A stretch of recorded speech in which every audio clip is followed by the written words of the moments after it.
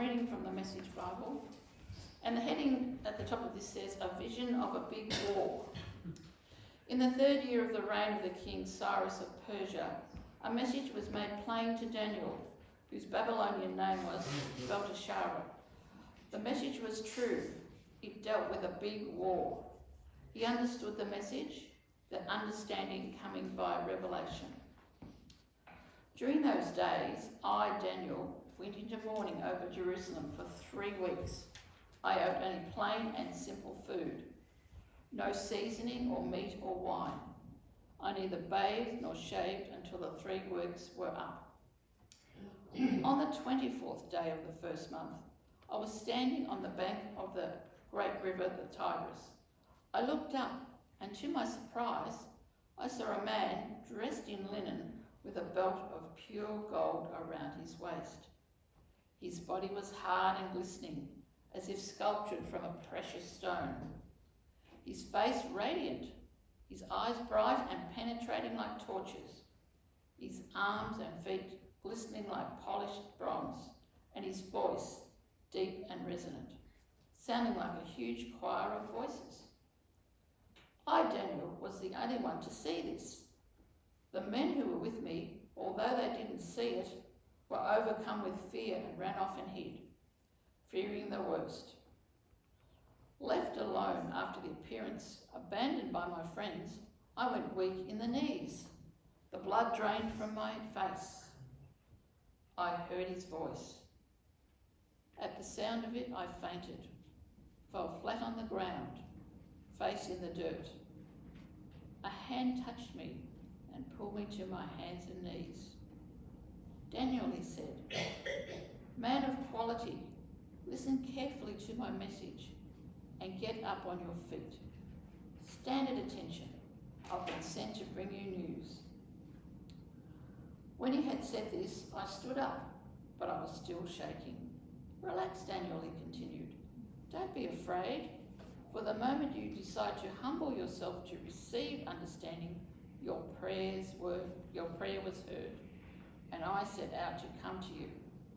But I was waylaid by the angel prince of the kingdom of Persia and was delayed for a good 3 weeks. But then Michael, one of the chief angel princes, intervened to help me. I left him there with the prince of the kingdom of Persia. And now I'm here to help you understand what will eventually happen to your people. The vision has to do with what's ahead. While he was saying all this, I looked at the ground and said nothing. Then I was surprised by something like a human hand that touched my lips. I opened my mouth and started talking to the messenger. When I saw you, Master, I was terror-stricken. My knees turned to water. I couldn't move, but now I can. A lowly servant, speak to you, my master. I am paralysed. I can hardly breathe. This is the word of the Lord. Good morning. This is the last message on Daniel.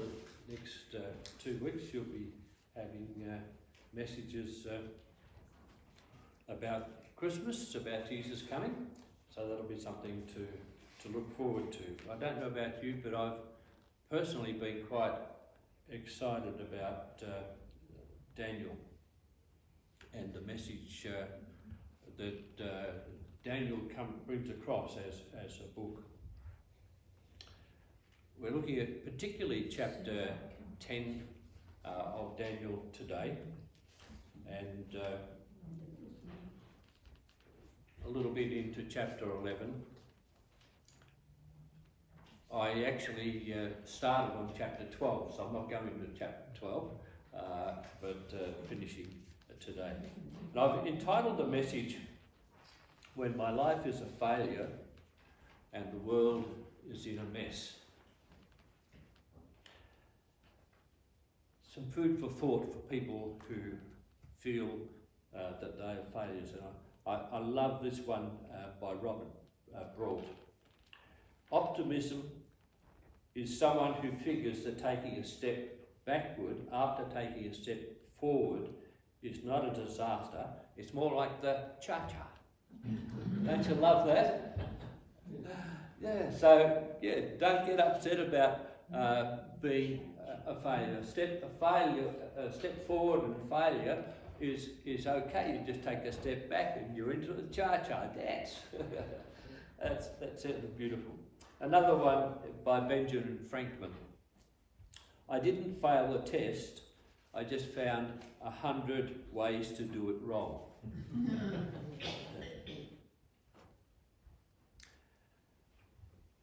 The key learnings for me and that I shared with you in the book of Daniel, I guess is pictured in one of the messages that I gave. You will glow like a star in a dark world, is what Daniel says. And these are the things to do to be a star in a dark world. Get on with your life. Stand for God when you have the opportunity. When opposition comes, and it will happen, accept it, and that's okay. Acknowledge that non-Christians will not understand you and will not understand God's message.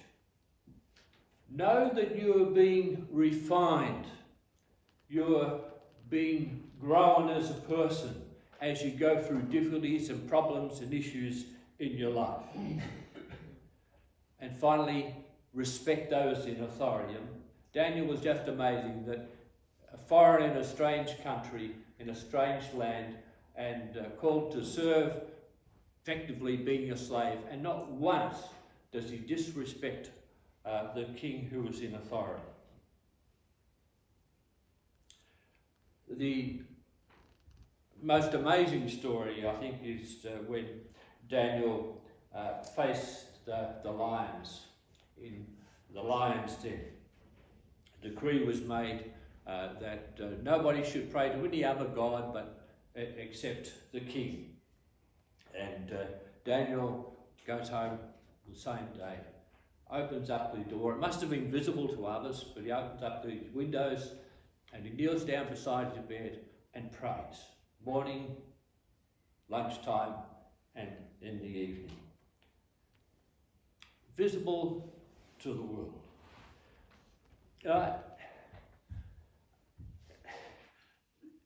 An amazing confidence that Daniel has, an amazing trust in God, that he'll work things out.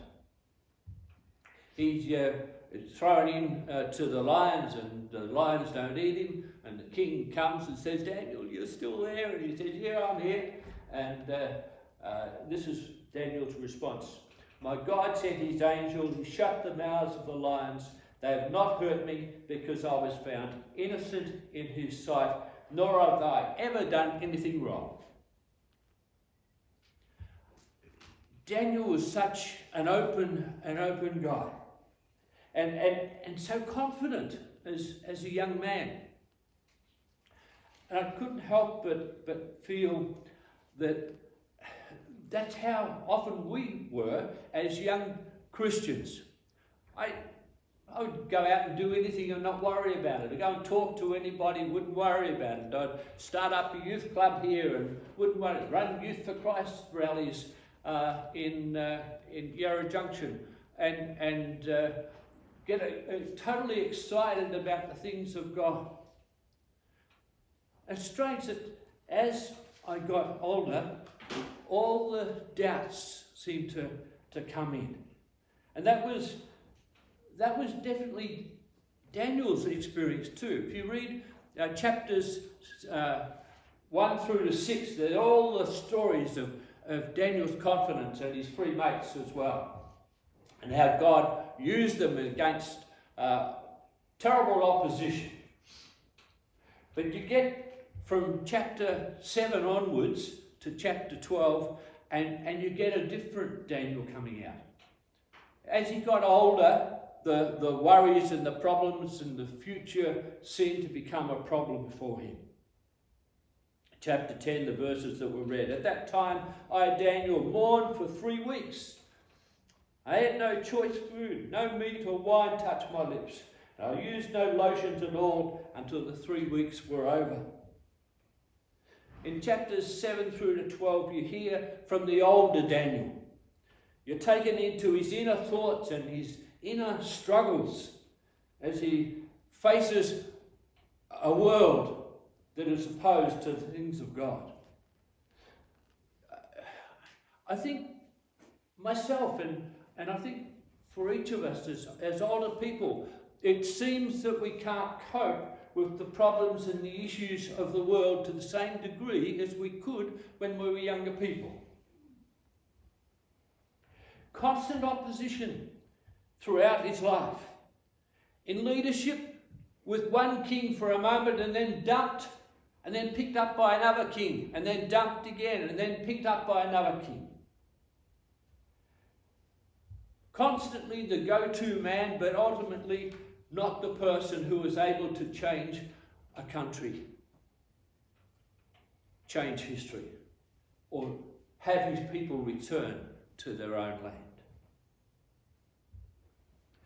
It's interesting going through the chapters, and I'll just go through them briefly. When life seems a failure and the world is in a mess. Chapter 7, Daniel's dream of 4 beasts. The beasts were terrifying, frightening, and very powerful.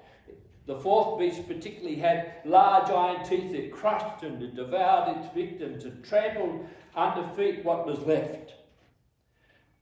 And Daniel writes, I, Daniel, was troubled in spirit, and the visions which passed through my mind disturbed me. I, Daniel, was very deeply troubled by my thoughts, and my face turned pale, and I kept the matter to myself. Chapter 8, the vision of the ram and the goat, where the goat overtakes the ram and takes on power in the world. I was terrified and fell prostrate. I, Daniel, was exhausted, and I lay ill for several days. Then I got up and went about the king's business. I was appalled by the vision. It was beyond understanding. In chapter 9, under King Darius, Daniel's prayer, which Brigitte talked about last week. I turned to the Lord God and pleaded with him in prayer and supplication, in fasting, in sackcloth, and in ashes.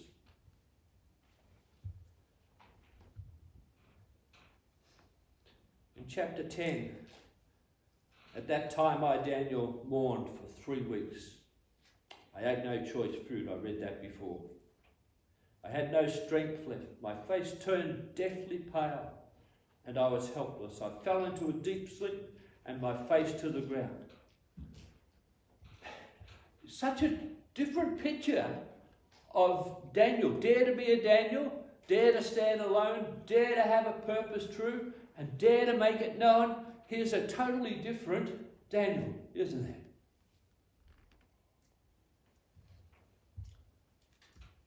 I don't know about you, but a week ago, 2 weeks ago, we're trying to get a battery into our house to save us some money and so on. It's costing a lot of money. We're borrowing off the government and so on to do it interest free. It's a good deal and so on, but you've got to do it online. And they're only giving you one shot and all these sort of things, and you've got to download all your details, personal details, and of all your license and accounts and all sorts of things to prove who you are and what you are and so on. And you've got to download, take a photo of this, download it onto your computer, then upload it onto their program. Well, I spent 2 half days in the first week trying to do that and couldn't do it. My daughter came along in about quarter of an hour. She fixed it, and it was off and it was all passed. But then they wanted to do something else, and then they wanted something else. And I was pulling my hair out. I was really stressed. I don't tell anyone, but I actually swore.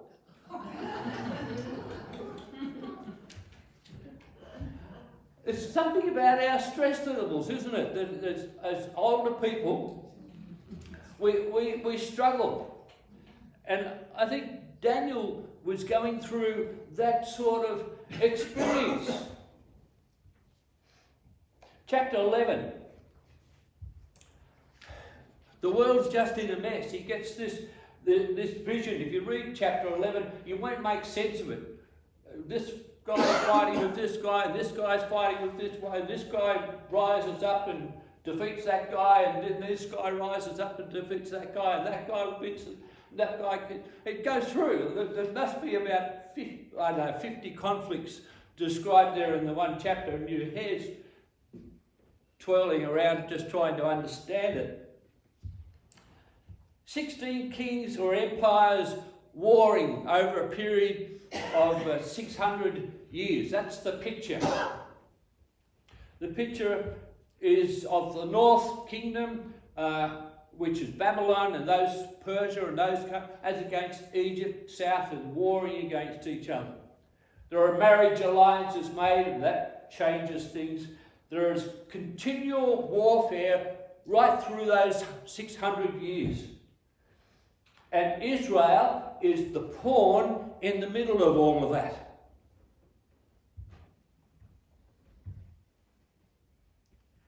Daniel's world was in a mess. This world wasn't getting better in the visions of the future that he was seeing, but the world was becoming worse rather than better. You know, our world is no different to Daniel's world. What if our world is in today? You know, there are 32 countries at war in the world today. Top 10, Ukraine, Israel and Gaza, Ethiopia, Afghanistan, US and China, a friction going on there, Iran and Israel, Yemen, Haiti, Myanmar, Islam in Africa.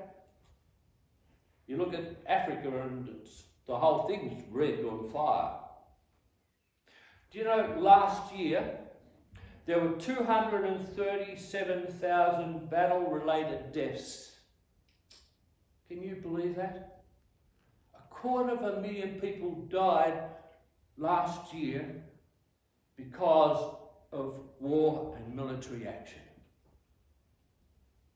Our world is no different to Daniel's world. Are you frightened? Are you troubled? Like Daniel? Disturbed, these are the words he used. Exhausted? Ill? Appalled? Are you like Daniel, pleading with God to change our world, to make it different? Are you in mourning? Do you feel helpless that somehow or other in little Yarra Valley we're not able to do much to change the world?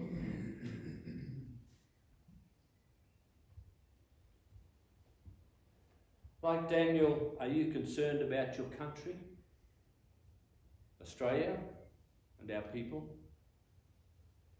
Are you worried about your family and how it's going to be for them in years ahead?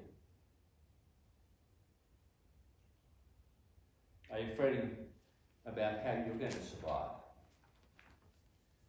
Are you down the dumps? I used to sing the song, down the dumps I'll never go. That's where the devil gets below. And that the devil's just as active today as he was when I was a young boy. And so Daniel says, I turned to the Lord God and pleaded with him in prayer and in petition, in fasting and in sackcloth and in ashes. And I prayed to the Lord my God and confessed we have sinned and we have done wrong as a nation, as a people. Then he says, I went for a walk to the banks of the Tigris River. Yeah, he had other people with him. When was the last time you went for a walk along the River Yarra? Recently? David has. Yeah. You know, I reckon maybe we should take more walks along the river, the Yarra River. Beautiful, we've got the most magnificent valley, one of the most beautiful places in the world, I believe. And if you want to find God and an experience of God, go for a walk along the Yarra.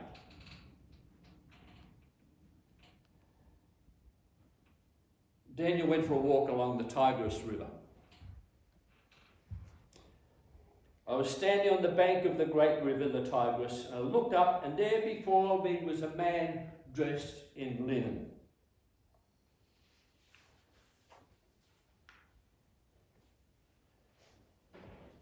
With a belt of fine gold from Uphaz around his waist. His body was like topaz, his face like lightning, his eyes were like flaming torches, his arms and his legs like the gleam of burnishing bronze, and his voice like the sound of a multitude. Who was the man?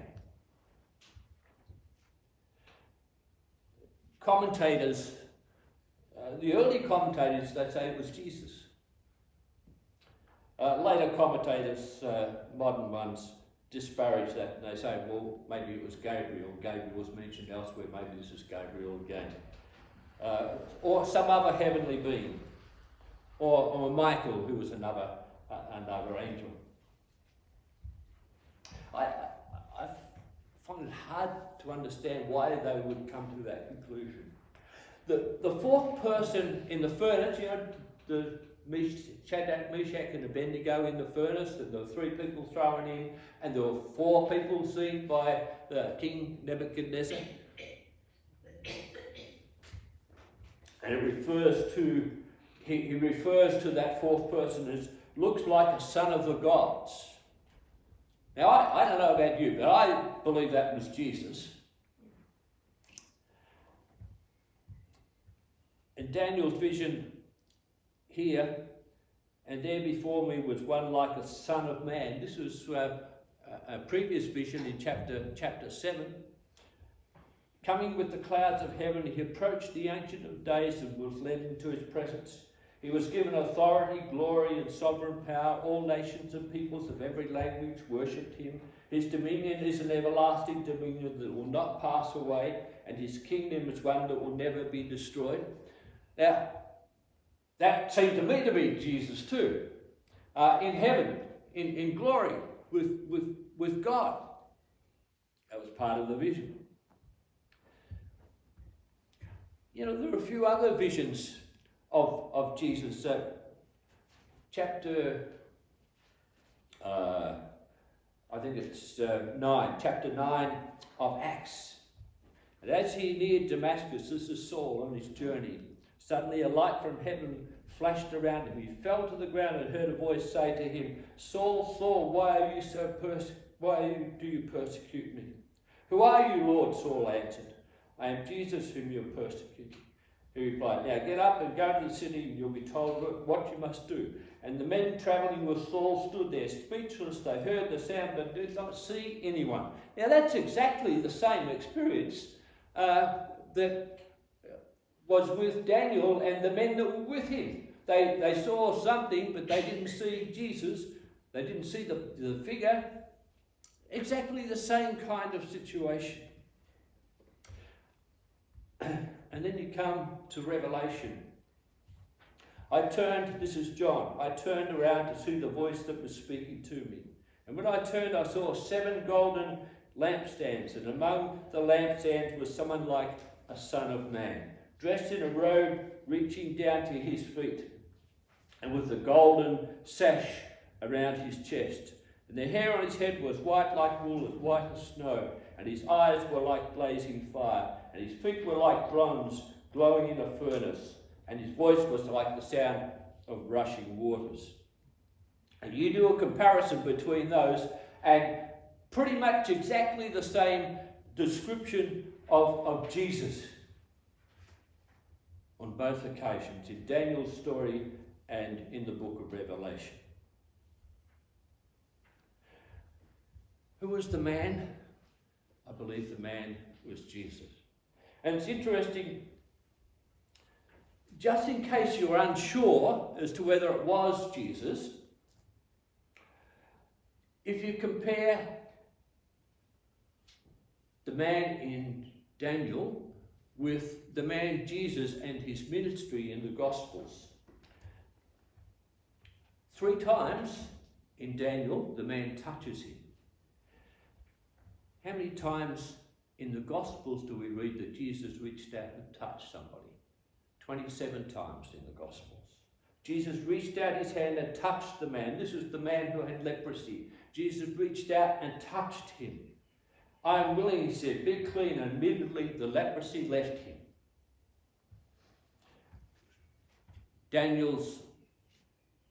Jesus' man told him to stand up. Jesus said to the man with the shriveled hand, stand up in front of everyone. Similar kind of thing. Do not be afraid, he said to his disciples. What the man said to Daniel, do not be afraid. But Jesus immediately said to them, take courage. It is I, don't be afraid. 17 times in his ministry, in the Gospels, Jesus says, don't be afraid.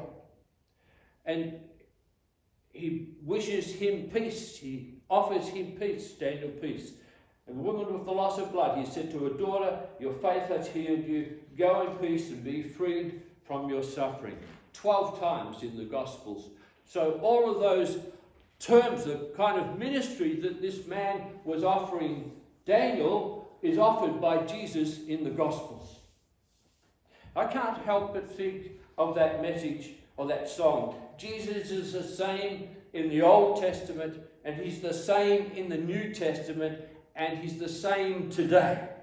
Yesterday, today, forever, Jesus is the same. All may change, but Jesus never.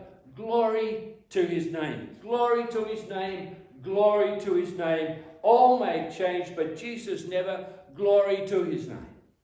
The same Jesus who showed himself to Daniel. The same Jesus who showed himself to Saul. The same Jesus that showed himself to John the Apostle in the book of Revelation. That same Jesus is able to show himself to you and to me today in our world.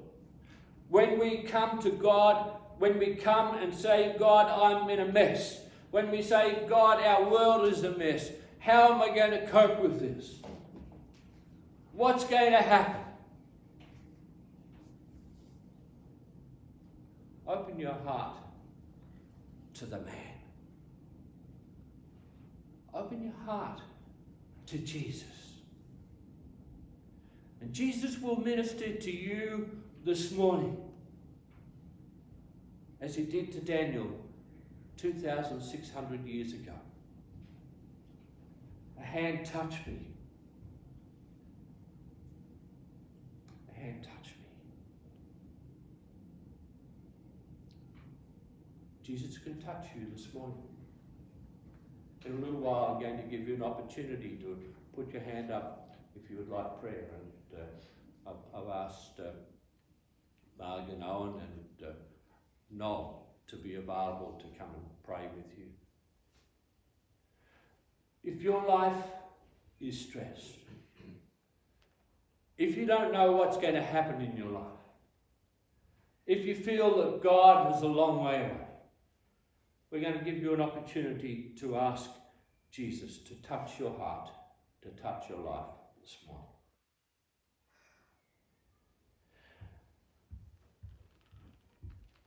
Daniel was down in the dumps, didn't know what was happening in his life. Life didn't turn out for him the way he expected it. You know what Jesus said to him? Daniel, you are highly esteemed. You are highly esteemed at the courts of heaven. And maybe you this morning do not feel that you are much. That you're a hopeless person in a hopeless world. Jesus wants to say to you this morning, I regard you highly.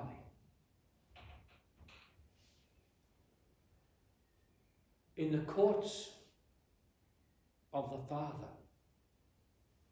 you are seen to be a good person, a godly person, a person of value, a person for whom Jesus would die and give his life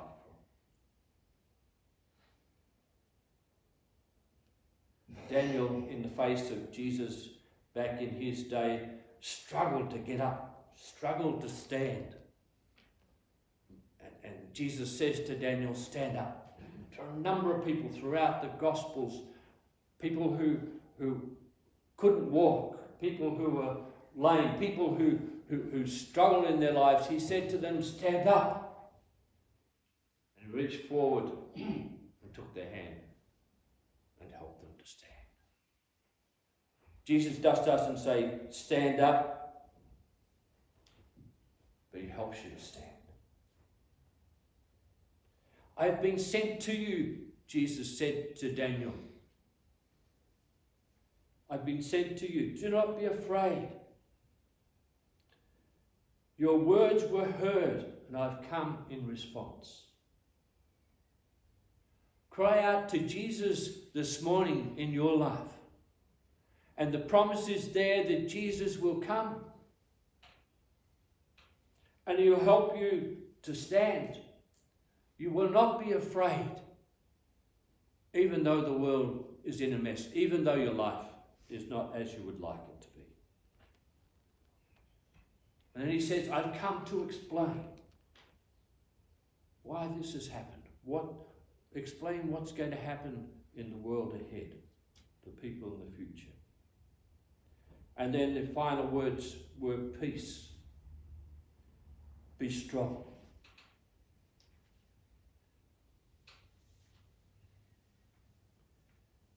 Jesus appeared to Daniel. Jesus showed himself to Saul and to Paul. Jesus revealed himself to John, the apostle. Jesus took his disciples, Peter and James and John, to a mountaintop.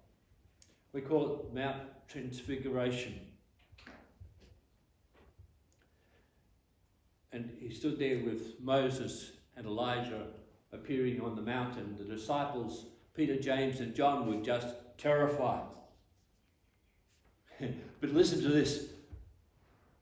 Jesus touched them. He said, get up. And he said, don't be afraid. Isn't that incredible?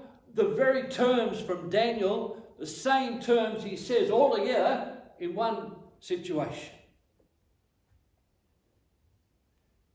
And when they looked up the passages, when they looked up, they saw no one but Jesus.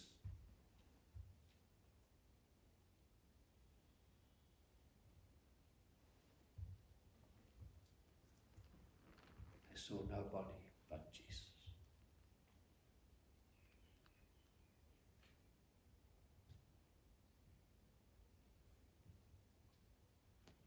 Depressed? Feeling sad? Feeling lonely? Feeling the world's against you? Feeling that this world is such a horrific place?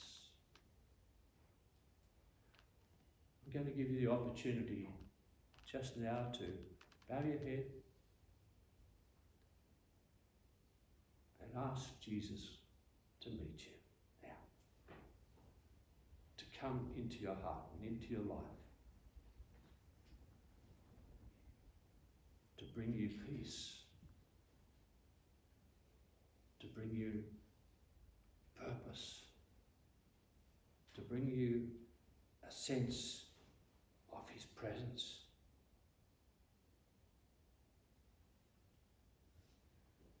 I was going to play a song today, I know a man that can. Beautiful song. We might play it someday. I know a man who can change your life. I know a man who can bring peace to your life. I know a man who can lift you up on your feet. I know a man who can give you confidence into the future. And his name is Jesus.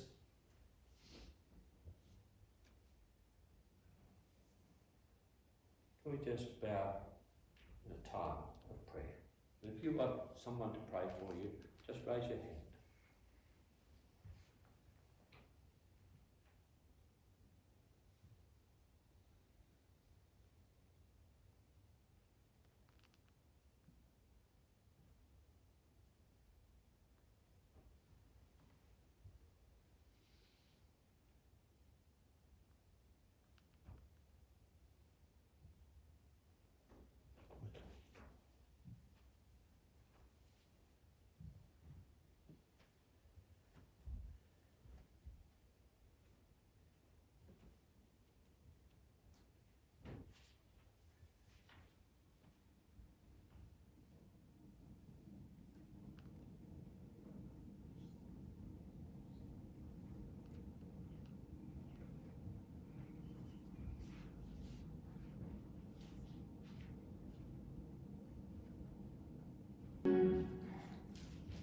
In chapter 12, God says, trust the end times with him.